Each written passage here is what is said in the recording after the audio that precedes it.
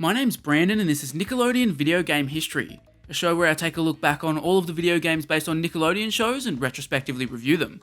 The Wild Thornberrys was yet another hit show to come out of the hit factory that was Klasky Csupo in the late 90s and early 2000s.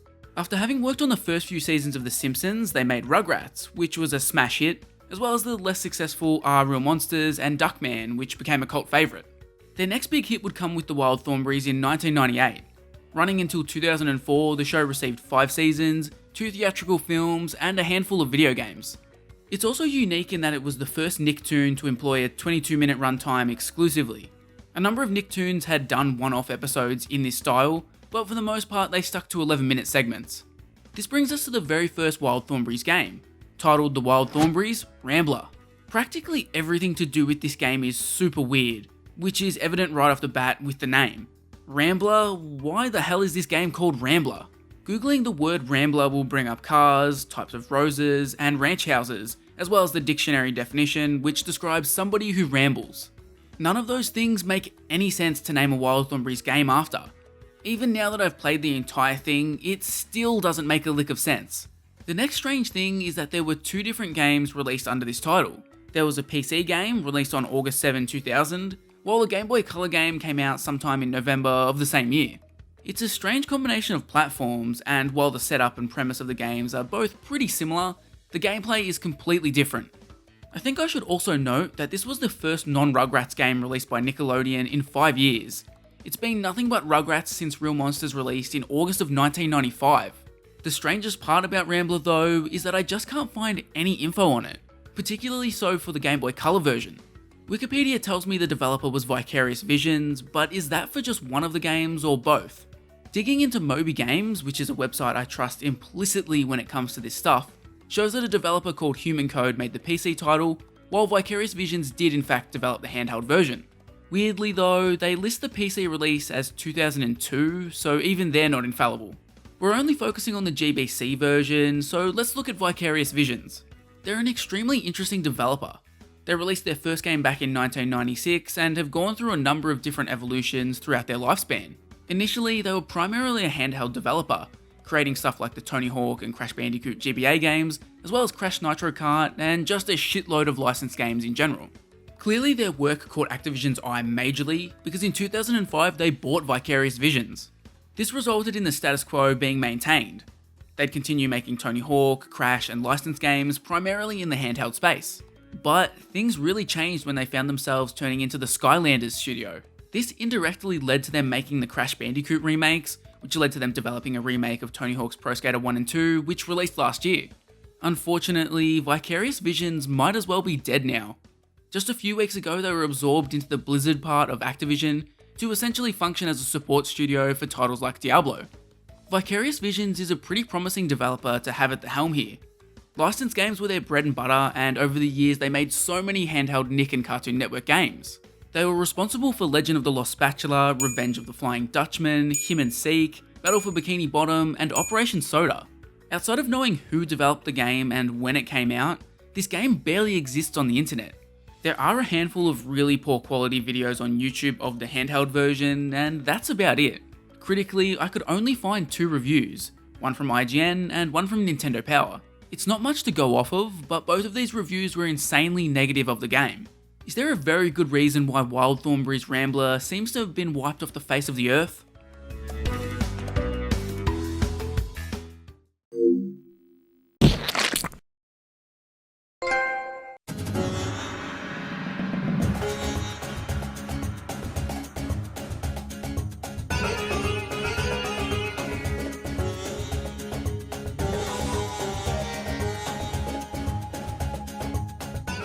While Vicarious Visions have won the hearts of nostalgic gamers recently through their sublime and incredibly faithful remakes, I should point out that this game came out almost 2 decades before people fell in love with them. In fact, the 2 Cartoon Network games they made I didn't really like, so while I did praise them in my intro, keep that in mind for the rest of the review. The premise of Rambler is a little weird, like the rest of the game. You get a short intro cutscene about how the Thornberry family have set off on a new worldwide journey to create a brand new documentary series. As a result, each level you play is set in a different part of the world, which seems kind of cool at first. It's pretty easy to come up with a unique set of locations when you're quite literally giving yourself the entire world to choose from. From Africa to Australia, there's 6 locations, which those of you with a keen eye may notice is the exact same amount as how many Thornberrys there are. Naturally, each level sees you taking control of a new character. Your objective in every level is generally the same. You basically just have to grab X amount of items every time, but there are a few wrinkles thrown in pretty much every level to try and keep it fresh. Additionally, every character has a unique action mapped to the B button. For example, Eliza will lockpick cages, while Darwin will fling rocks. At least I think it's supposed to be rocks. To me, it really looks like he's flinging his own turds. Tell me that doesn't look like a turd right there. Holding B will also make your character run faster, although there's some weirdness around this. Firstly, each character's regular movement speed is fast enough that you probably won't even realise there is a run button. Secondly, assigning it to the B button causes some major issues with a few characters, particularly Darwin. Holding B would also cause him to activate his throw attack, which wouldn't be too bad if you didn't have limited ammo for this move. After describing the basic setup of Rambler, it's probably not sounding too bad. A Wild Thornberrys game where you explore the world, play as every character, each of which has unique abilities, sounds like they're hitting all the right notes. Unfortunately, the reality of the situation is a lot different.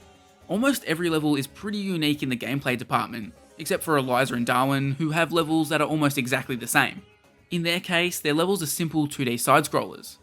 Eliza is tasked with setting free 10 animals that have been locked in cages, while Darwin needs to grab some items. What should be simple is immediately made ridiculously hard by how awfully Eliza controls. Her movement speed is like she's on cocaine, and her jumping feels so weird and stilted. I can genuinely say I've never played something that feels like this. In particular, jumping while moving is incredibly jarring. I'm kind of at a loss for words to describe it, it's that bizarre. The level design for Eliza's portion doesn't help the feeling either. There are far too many instances where you're tricked into thinking a slope in the level goes down into a lower portion of the level, but instead they trick you and you fall to your death.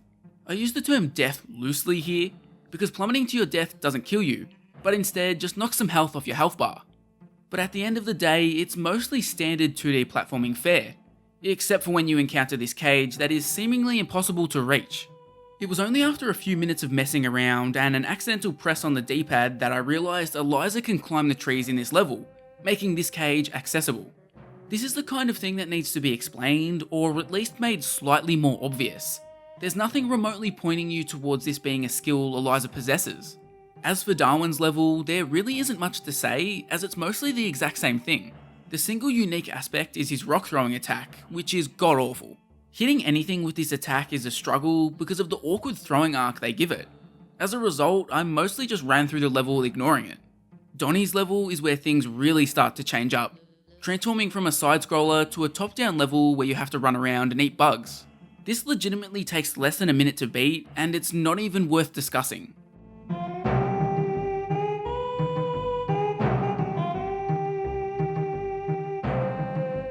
That brings us to Debbie's level, which flips up the format even further.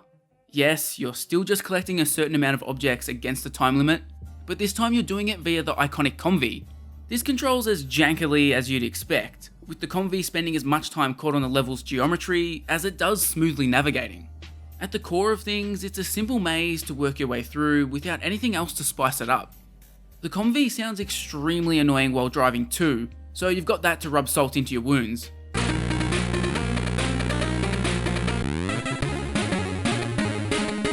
Marianne's level returns things to a slightly more familiar form of gameplay.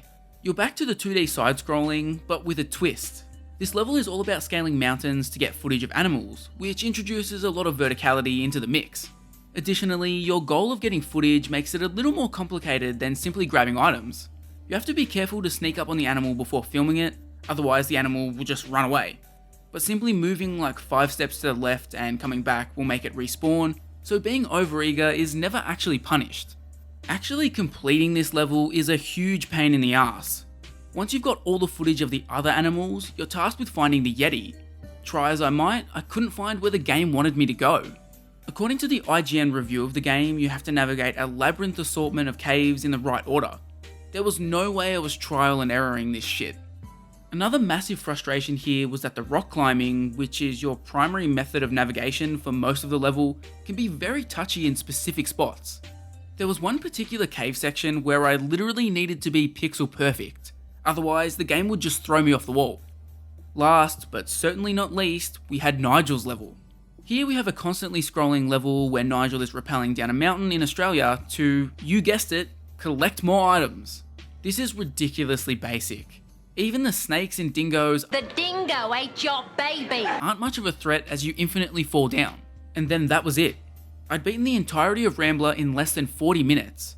Mind you, I was also frequently pausing the game to take notes on it as I usually do when playing a game for review. Just playing the game normally, it might not even take you 30 minutes from start to finish. Yes, technically I didn't properly finish the game because I called it quits in Marianne's level, but you're not missing out on anything by doing that. After watching the world's only Rambler playthrough on YouTube, recorded in the tried and tested format of pointing a camcorder at the screen, I confirmed that you get nothing after beating this initial set of levels. Having experienced the rest of the game though, I never would have expected for a minute that there'd be something cool after finishing it. Presentation wise, Rambler's not too bad. I particularly liked the music, which was decent enough and quite catchy in spots. Visually, it's not the worst either.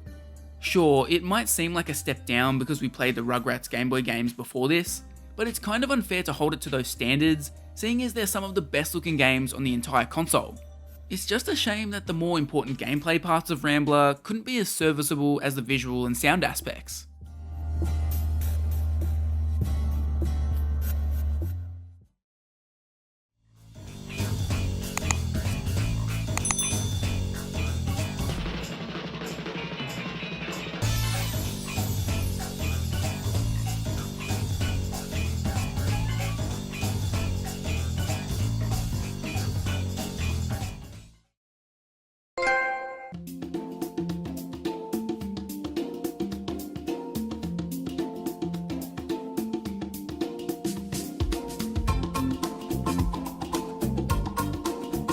The Wild Thornberrys Rambler is an absolute dud to kickstart the show's foray into video games. Like I said, the initial setup and premise of the game seems promising. Even the idea of jumping from style to style isn't the worst thing I've ever heard, but unfortunately the execution is so unbelievably sloppy. Nothing about Rambler is even slightly fun, and then when you consider how short and simple the whole package is, I'm struggling to make a case that it's better than any of the 90s or 2000s Flash games you'd see on CartoonNetwork.com. If you actually paid money for this game back in the day, the only thing you'd feel after completing it is ripped off. Next time, we go back to the safe, loving embrace of Rugrats. Those lovable scamps have released their second theatrical film, Rugrats in Paris, and along with it we have more video games. Not only will I be reviewing the home console release, but I'll also be reviewing the Game Boy Color version. Will the Rugrats series be able to return to form after a couple of less than stellar titles? Make sure you've hit the subscribe button so you don't miss out.